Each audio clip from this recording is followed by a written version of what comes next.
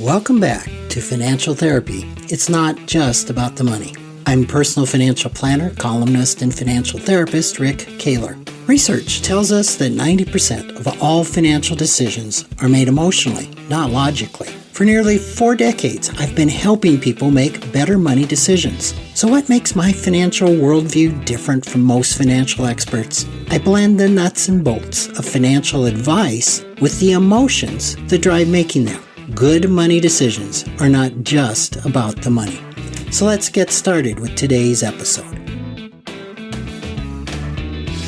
Welcome back to another edition, and I am delighted once again to have Rosalind on this episode. We had quite a fascinating chat about death, dying, and money last time that we could go so many different ways with.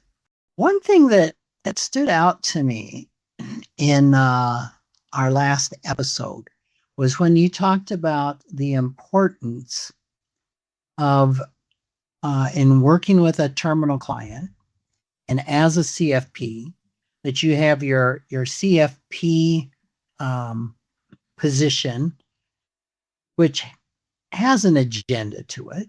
Mm-hmm. If nothing else, in the financial well-being of the client, but has some advice giving or here's some education or here's some things you might consider doing. And then the doula part of the process of being with, holding space, being present with that person, that client. And that we talked about the fact that very few CFPs are trained in doing that, and how you serve as a bridge between the CFP and the client to help bridge that gap. And one thing that you said that was really interesting to me was that you're following the client in that space, which is something I, quote, discovered couple decades ago and first doing this work, is following the client, which was very, very unfamiliar to me. Mm-hmm. And I thought, that's interesting. And you also used the word of witnessing, being there as a witness to the client. Say more about that. What is the importance of a person in this space that's agendaless, that's being with the client? What is the power of this witnessing? Mm-hmm. Thank you for asking that question. It is a profound one. So the act of witnessing is where one person is given the opportunity to say, to feel, to express, to emote, to just be however they are. And the other person is allowing that to be okay. And it is a space that's free of judgment or agenda, again, that word, of there needing to be a specific outcome, but just holding the person who is going through this experience in unconditional positive regard. And without judgment, having checked the biases at the door. So that however that person is showing up, whatever they feel that they need to say, whatever they are struggling with, it's okay.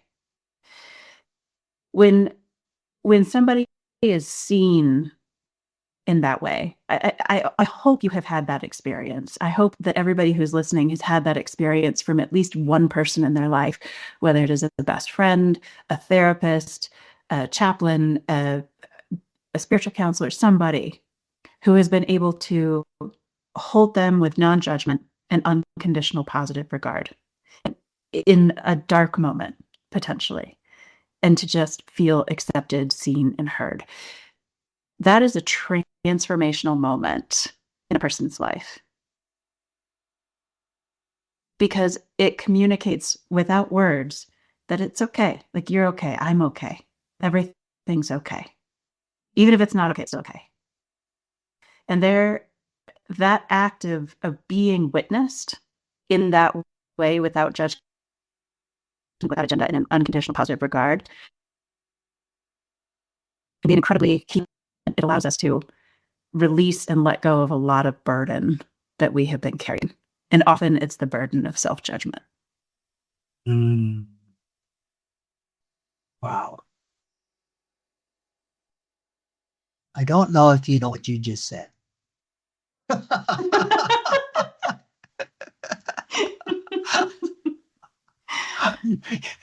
You haven't had any IFS training, right? No. Oh my God. I mean, I've read the books and I play a therapist on TV, but I'm not a real therapist. Anybody that understands IFS to any degree, which is probably not too many people listening to this podcast, might be coming out of their seat as well. You explained the process of witnessing so very eloquently, and the importance of the container and the importance of the non-judgment, and the importance of being seen. The words that I didn't expect you to say when you said it's a transformational moment, and I'm thinking, okay, what's transforming? The releasing of burdens. Mm-hmm. And the healing of that. Now, yeah, and that is actually IFS language, burdens, mm-hmm.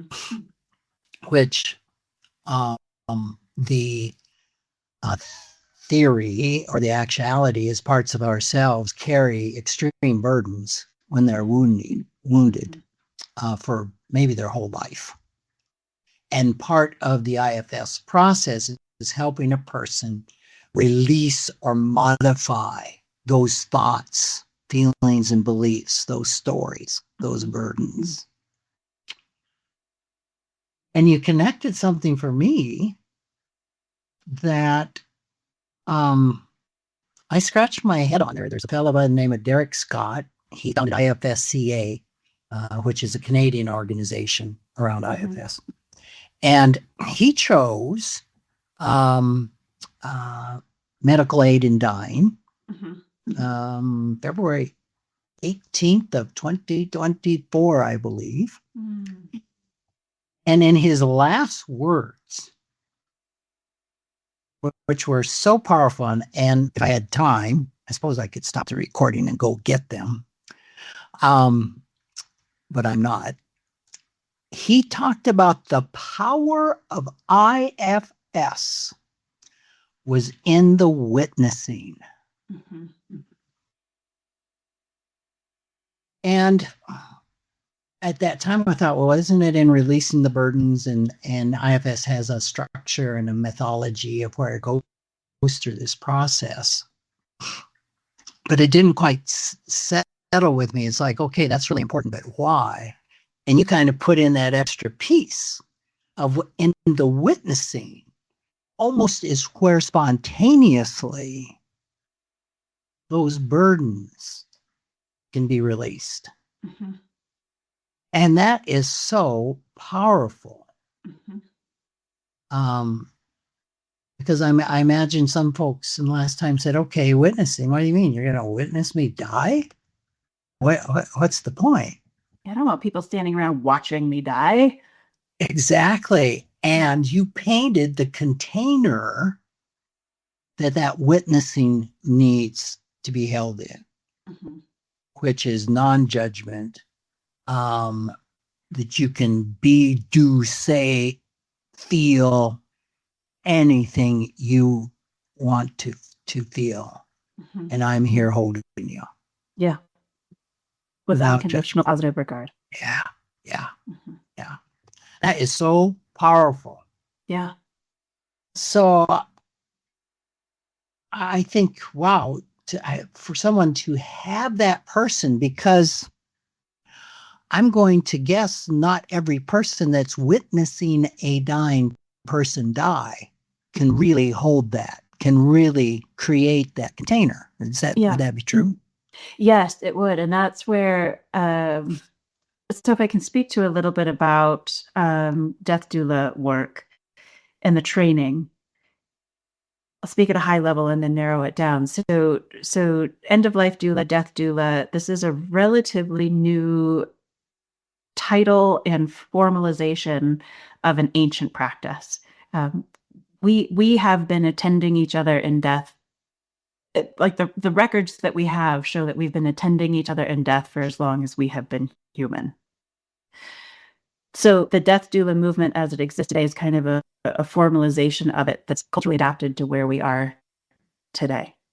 And it's also a unregulated practice as well, in that there's no national organization that oversees any standards for ethics, standards for education, standards for practice, standards for continuing education.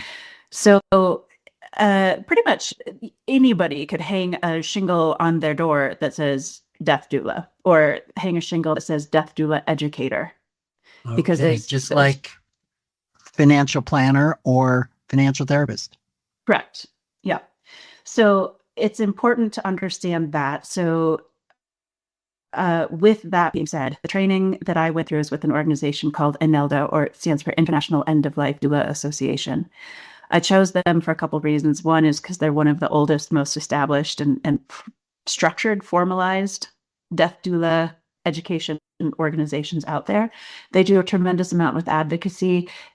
And then they also align with my values in terms of, I'll say, diversity and access and inclusion in death care. So it's not exclusively the racial, economic profile that is typically available through, historic death care models. So with that, the training process that I have received, that I continue to go through, is one of the most intense, challenging, and I'll say confrontational trainings that I've ever gone through. Confrontational in the sense that I am being confronted with some of my own beliefs and biases and being asked to evaluate those and develop the capacity to check them at the door. Wow. Because my beliefs and biases about what a good death is, or what death should be, or how somebody is thinking or feeling or processing or experiencing or doing death, is completely and entirely irrelevant. My opinions, my background, have no place whatsoever in the room of the dying person in their circle of care.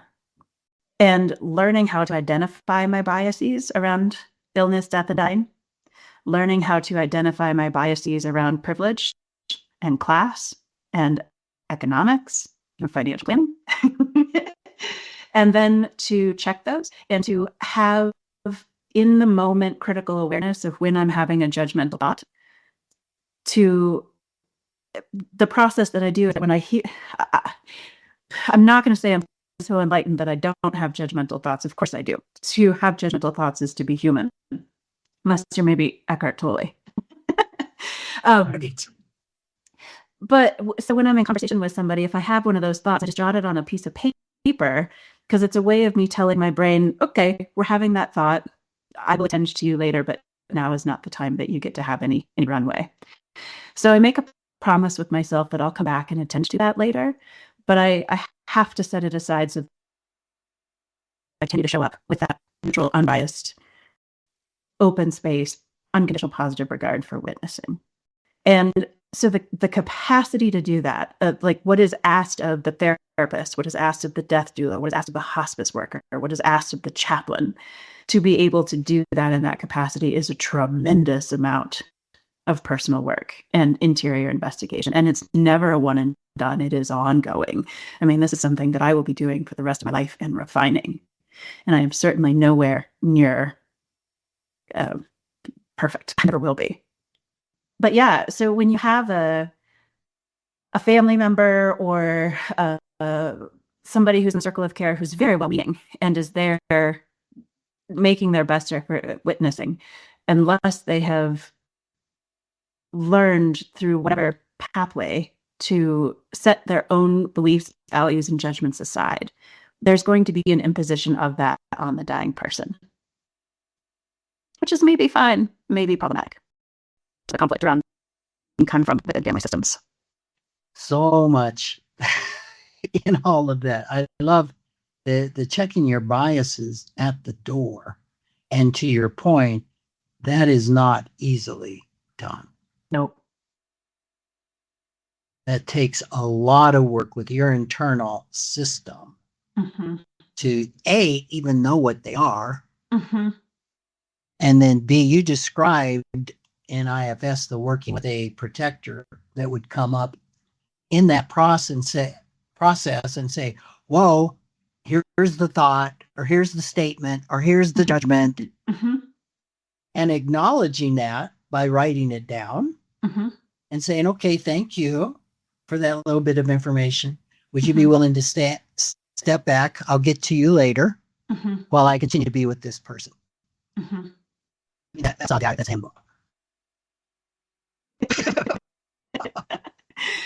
Yeah, and it's tricky, and it's a huge commitment to yourself as well, because I think where I'll say helpers in general, so anybody who's a helper position, whether that's in finance or healthcare or advocacy or whatever, helpers, it's a two-step process. The first step is to recognize you have the judgment and to say, I don't get to have this. I need to set this aside. But the second step is to actually go back and visit it. And I think where burnout, compassion fatigue, those sorts of things come from is when the second step isn't executed by the helper. And so the helper ends up carrying a load of these judgments, these traumas, the things that they have witnessed without processing them. And that's where we start to get into trouble, and where the helper exhausts their capacity to help because they're not taking the time to do that second step of process the stuff that came up.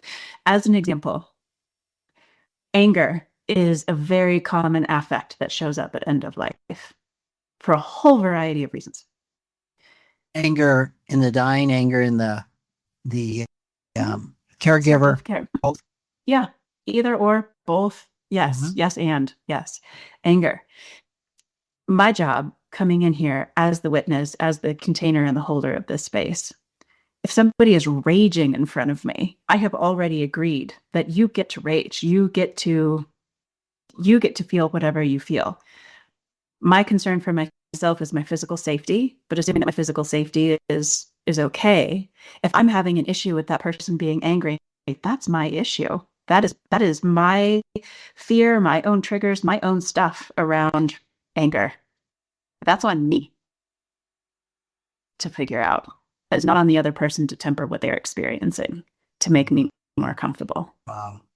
Yeah. And that's hard to do. It's hard to do. And what a gift to that person. And circling back to your caregiving, I mean, you put that again so eloquently. I use a paragraph to describe what you did in a sentence or two.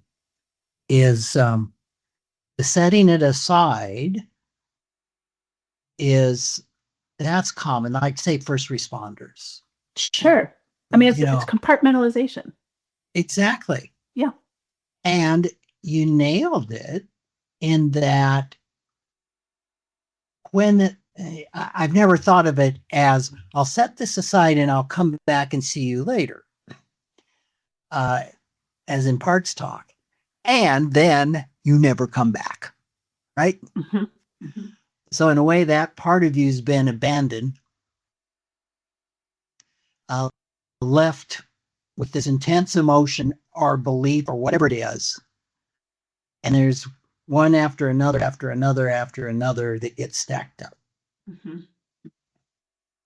And that is a wonderful visual or articulation of what can cause the burnout. And I've run into some caregivers where they get to a point they're afraid to even look at it because of being overwhelmed. Because that's a lot to unpack and go back. You know, how you may have hundreds of instances that have been compressed. The garage, the attic, and the crawl space are all full of boxes. Yes. That go back for decades. Yes. Yeah. The obvious way to deal with that is when it happens, right? You go back and you visit it. How do you, when somebody that's listening to this recognizes, oh, that's me, I'm that caregiver, and I'm near or at burnout. What are steps that a caregiver can take? Oh, it's a really great question. So, short answer is it depends, of course. The longer, more nuanced answer would be, I guess if we're going to play with this analogy of it's boxes in the attic, the garage, and the crawl space. I think the path forward, the steps to take would depend on how many boxes there are in how many storage places. And is there also a storage facility offsite and maybe two floors? So if there's a couple of storage units and a garage and an attic and a crawl space, probably the help of a therapist, like a professional who is really is trained to help you go through boxes of stored and repressed and unexpressed judgments, emotions, experiences, etc. That's probably not a DIY endeavor. If somebody is newer into caregiving and they only accumulated maybe a car trunk's worth of boxes that have been unattended to, a really good friend maybe can help sit and sort through that sort of thing. Or a trusted confidant, a good colleague, a good book with some good journaling prompts, a coach, something like that. Potentially, carving out some time to sit and do it yourself if it doesn't seem too overwhelming, and you could do it on, journal prompts, do it yourself. So I think the path forward really depends on like the quantity of things in the time period that they have been unexpressed. And the longer that we've gone and the more stuff that's there, we might need a couple of therapists, a couple coaches, a couple trusted friends, and plan on it taking a half a dozen years at least. And just normalize that. And that's okay. And there's nothing wrong with that. Because if you think it took a lifetime to accumulate all of that, it's not going to get cleared out in a weekend. I love your analogy to a bunch of boxes and being stored in that various places of the house. Because I have to find out where do you start? Well, it's one box at a time. It's one box at a time, yeah. And sometimes you may not, as you wade into it, you discover, oh my God, there's boxes in here. And oh my God, there's storage units now. And just to your point, to give you permission that all of these boxes didn't show up all at once. And it's going to take some time to go through each one, unpack it, witness it. Yeah, have it witnessed, have that process witnessed. Yes. I love that. That is a beautiful analogy of that process. And if it's a trunk full of boxes, you can maybe do that in a day. Yeah. Meet a friend, pay them some pizza and beers, sit down, have some bar conversations, cry it out, go on. That's a phenomenal analogy. You said something else that stuck with me is this isn't one and done. In your process, your training as a death doula, that you just don't hit the space and you're done. It speaks to something that I've said a lot. We all got to do our own work, and we can't take a client a place we haven't gone. And I know in my work, I'm discovering new rooms with boxes all the time. Yeah, I recently opened up some boxes. I'm like, oh my God, I didn't know they were there, which actually have to do with my own personal money story, believe it or not. Sure. Yeah. Were those moments when you're like, oh, I thought I got rid of this. I'm still hauling this around. Damn. Yeah, exactly.